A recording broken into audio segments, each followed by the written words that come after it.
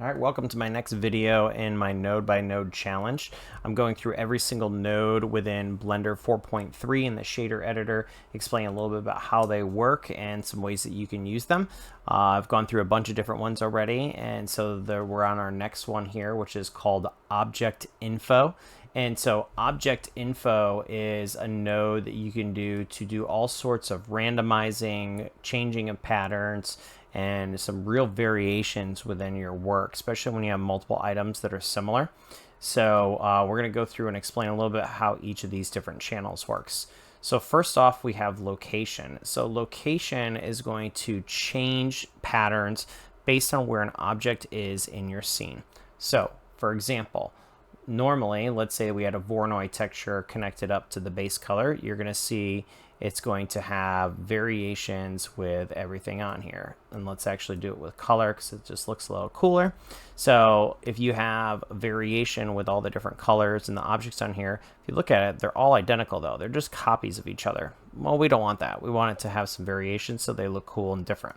So what you could do is you could take your texture coordinate, take an object info node, and use a vector math. So vector math is combining the X, Y, and Z channel between the different objects. So we're going to take these two, we're going to combine them, drop in the location here, and now you'll see each one is unique, right? So it's got a different pattern, and if we went ahead and added another one, it's going to go ahead and that one's going to be different than the other ones you already created. So that's a really cool way you can add some variation to it.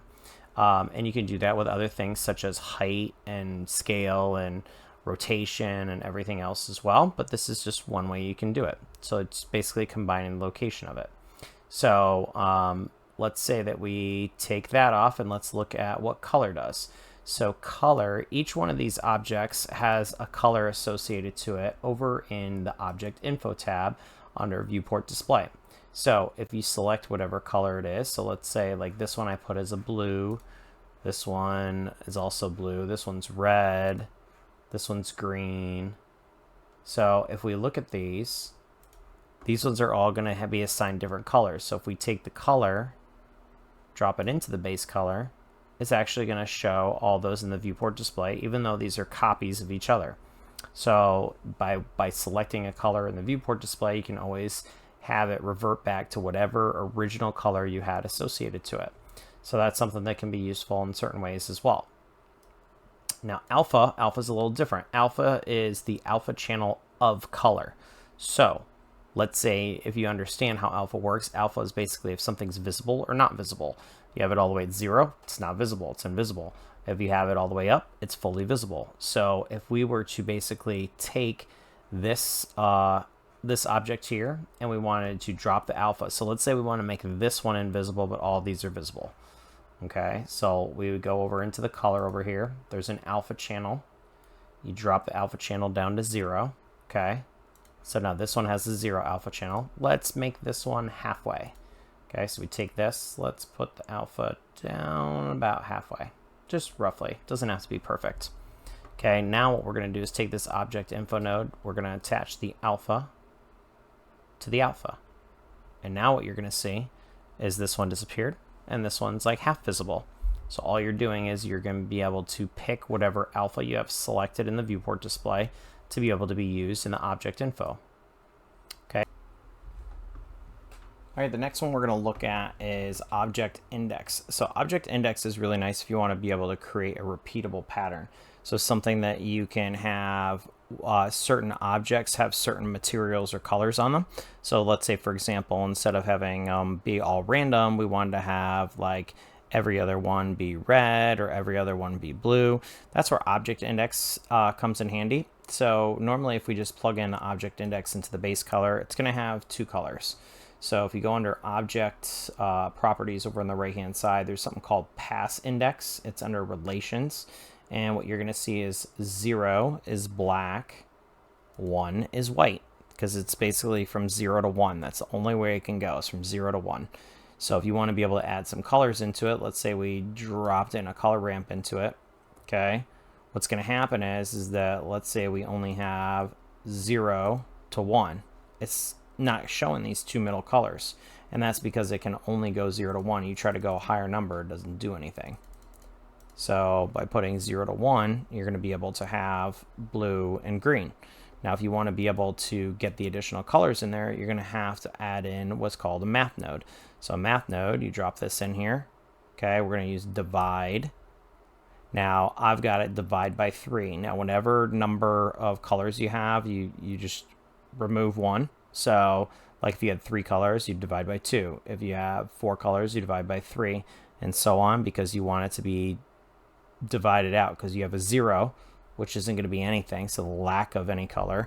And then between all the other numbers from 0.1 all the way up to 1, you're going to have 3 other colors, so you divide by 3.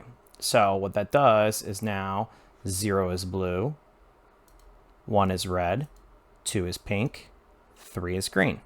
So that gives you the different variation. Now, what you can do is you can select which ones you want. So let's say that we want this one to be pink. Let's say we also want this one to be pink. We want this one to be, oops, did the same one. So we want this one to be pink. We change this one to be green. This one to blue, which is 0. And we'll do 0 on this one for blue. So if you want to do something like that, you can. And so that's where object index comes in handy, because you can do it for that way. Now, the next one is material index. Now, material index is basically the same thing. I'm not going to go through and actually show you material index because I don't have the material built right at the moment. But basically, you would do the same thing with the material. You would have multiple materials listed. You'd have each one of them saved and named for the material. And then you would go in and you'd be able to do the same thing. The only difference is that under the material tab, you'd be able to do the same thing and add in what the different material names are. So you could do the indexing for the material on there as well. So that's something to keep in mind, is that you can use the material the same way we just did the object index. Now, the last one here that we're going to look at is random. So I'm going to use this color ramp that's got a bunch of different colors in it. I'm going to go ahead and plug this in, and I'm going to plug this in. Okay, and what it's going to do is it's going to randomize the colors. Anything on here, it's going to go ahead and randomize. The cool part about this is that now when I add in additional objects, it's going to also randomize them. So no matter how many times I duplicate it, it's just going to keep randomizing, and it's going to take any shade from orange all the way up to this red. Anything in between here it'll take.